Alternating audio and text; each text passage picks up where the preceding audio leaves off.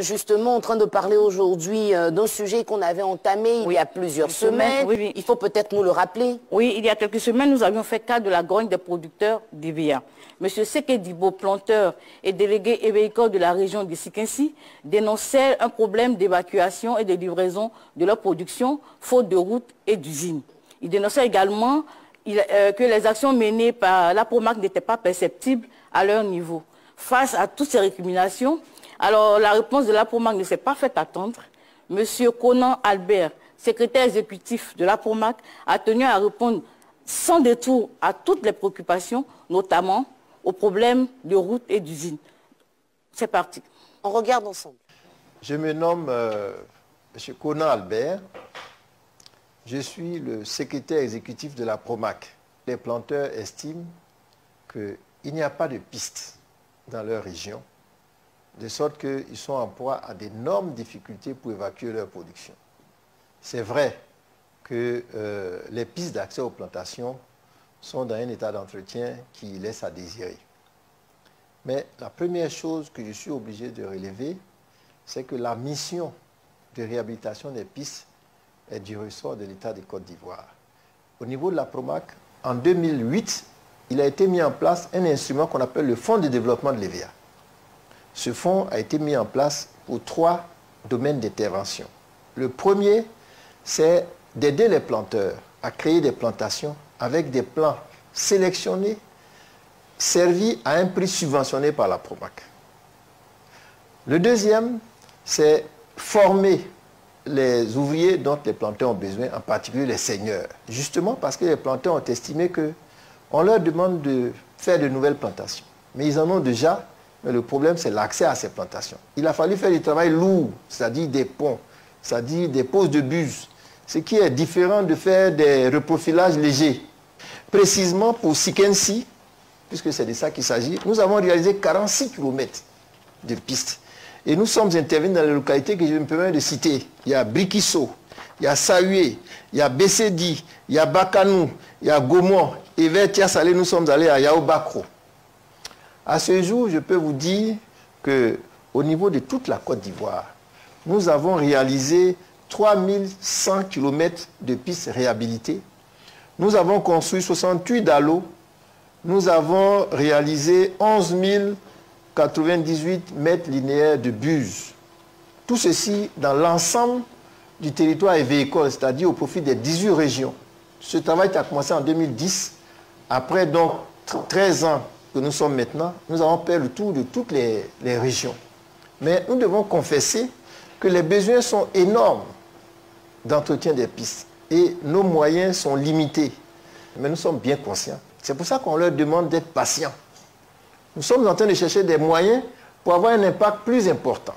Depuis 2020, eh bien, il y a près de 12 usiniers qui ont signé des accords avec l'État, soit pour augmenter leur capacité de traitement, soit pour créer de nouvelles usines. Nous sommes en discussion avec l'État pour que des décrets soient pris pour aider justement à réglementer l'installation des usines. Et ensuite, nous allons donc mettre en place un processus d'agrément des usines pour que, quand un usinier s'installe, il s'oblige aussi à respecter les prix. Les planteurs ont relevé à juste titre qu'il n'y a qu'une usine, en tout cas au niveau de Sikensi. Mais permettez que je complète cette information par le fait qu'une société comme SAPH, même quand elle est loin, mais elle a mis en place un pont bascule qui permet aussi d'acheter le caoutchouc des producteurs de la région de Sikensi. Nous allons également aboutir à des décrets pour l'agrément des acheteurs de produits, pour les ponts bascules qui s'installent de façon anarchique. Ces décrets donc vont permettre à des gens qui vont avoir un agrément, mais qui seront assujettis à respecter un certain nombre de cahiers de charges. Donc c'est vrai, c'est une seule usine, mais il y a que la situation a été un peu difficile parce qu'on a aidé à créer beaucoup de plantations et il n'y avait pas assez d'usines. La question du code a été également soulevée, mais elle est étroitement liée au nombre d'usines. Parce que quand il y a beaucoup d'usines, en ce moment-là, ils peuvent facilement donner des codes. Mais quand elle est seule, à un moment donné, sa capacité est débordée par l'offre de caoutchouc apportée par les planteurs. C'est ce qui explique ce retard. Et vous avez vu qu'il y a un effort qui est fait, puisque eux-mêmes reconnaissent qu'avant c'était 1 an Maintenant, nous sommes à 6 mois. Nous allons faire en sorte que les codes même se délivrent de façon systématique, mais cela grâce aux nouvelles usines, à l'augmentation des capacités que nous sommes en train de promouvoir. Ben, à l'entendre parler, beaucoup d'efforts sont fournis. Oui, mais je pense qu'il y a un problème de communication puisque les planteurs disent que les actions menées par la PROMAC ne sont pas perceptibles à leur niveau. Et donc, il y a beaucoup de choses qui sont faites, mais je pense qu'il y a un problème de communication. Donc il faut peut-être les encourager à échanger avec les planteurs et leur montrer justement l'évolution de tout ce qui se passe. D'accord. Je crois qu'on a un autre élément. Oui, oui. Au nombre des préoccupations des planteurs figurent les questions du prix du caoutchouc et de la communication dont on parlait. Dans ce deuxième élément, M. Conan fait des précisions. On regarde. En 2010, les prix du caoutchouc ont atteint le pic de 1 000 francs du kilo. Le prix de 2010, c'est un prix exceptionnel. Ça arrive peut-être une fois chaque 20 ans. La preuve, ça a duré juste 6 mois. En 2019, il est passé à 284 francs. En 2020, il est descendu un peu à 264. Mais en 2021, nous sommes montés à 321. Et aujourd'hui, nous sommes à 361. J'ajoute que la PROMAC s'est investie aux côtés de l'État à travers le conseil EVA Palmier à huile. Et aujourd'hui, nous venons de mettre en place un nouveau mécanisme de prix. Ce mécanisme-là va permettre aux planteurs, là où avant il obtenait 61% du prix mondial, maintenant il va passer à 63%. On a même révisé la décote dans le sens de permettre aux planteurs d'engranger un peu plus. Nous nous battons pour réduire la fiscalité, nous nous battons pour réduire tout ce qu'il faut réduire pour permettre aux planteurs de gagner plus. Pour être précis, quand il s'agit du prix, le prix du caoutchouc est fixé par la PROMAC. Mais la loi voudrait que ce soit le conseil EVA Palmier à huile qui contrôle l'application de ce prix sur le terrain. Sauf que, après la mise en place de la loi, il fallait des décrets d'application pour donner les armes au conseil EVA Palmier à huile pour agir sur le terrain. Ces armes, nous sommes en train de les rassembler à travers des réunions que nous avons eues pour bâtir des projets de décret. Mais je profite pour lancer aussi un appel aux planteurs. Les rendements ne sont pas bons. Et ça, ce n'est pas la faute du prix. Et nous travaillons en mettant à leur disposition des nouveaux plans qui vont leur permettre, sur des petites superficies, d'avoir des rendements élevés. Mais dans notre cas, le conseil EVA Palmier à huile s'occupe, je suis précis, des régulations, c'est-à-dire faire les règles qui vont présider à la mise en œuvre des activités d'achat, d'usinage, de plantation, d'encadrement, etc., etc. Faire les règles, suivre la mise en œuvre des activités sur le terrain et contrôler cette mise en œuvre. Ça veut dire qu'il y a quelqu'un d'autre qui fait la mise en œuvre. Si on suit la mise en œuvre, il y a quelqu'un qui fait la mise en œuvre. Ce quelqu'un, c'est la PROMAC. Et nous allons donc nous employer à communiquer davantage sur ce genre d'activité. Maintenant, les fédérations des producteurs, leur rôle, justement, c'est de relayer le message auprès de leurs mandants qui sont les planteurs à la base. Et là, le secrétaire exécutif répond encore à d'autres questions. C'est quoi ces questions-là? Ben, les producteurs d'EVA ont dit que la PROMAC leur prélève 1,5% sur chaque vente. La PROMAC fait des ateliers en un point finir. Ils ne savent pas si ces ateliers, c'est pour leur bien-être ou bien c'est pour le bien-être de la PROMAC. Toutes ces questions sont des questions qui tiennent vraiment, sont des préoccupations des producteurs parce qu'ils estiment qu'ils mettent trop d'argent dans ces plantations-là et qu'en retour, ils doivent normalement en profiter et ce n'est pas le cas. Ils avaient dit que la PROMAC ne faisait rien pour eux et donc c'est en réponse que M. Albert Conan, secrétaire exécutif, répond à tous ces préoccupations. Il nous répond, hein? Il nous répond parce que là, on parle d'un fonds Covid. 1,5% à chaque fois. 1,5% sur chaque vente qui est prélevé. Et puis, il y a le fonds Covid, le fonds COVID qui a été donné depuis, qui n'a pas encore été perçu par les planteurs d'EVA. Bon, donc, Monsieur Conan, on vous écoute. Il donne des détails là. Nous avons fait une série d'ateliers pour faire le bilan du travail que nous confions en tant qu'APROMAC à OFICA pour assister les planteurs et puis pour développer des programmes de recherche. Et ça, c'est pour voir qu'est-ce qui a pu être fait de bon, qu'est-ce qui n'a pas marché et qu'est-ce qu'on fait par la suite. Ça ne peut pas être un atelier inutile, puisque c'est à cette occasion qu'on vérifie si on a eu des avancées ou pas.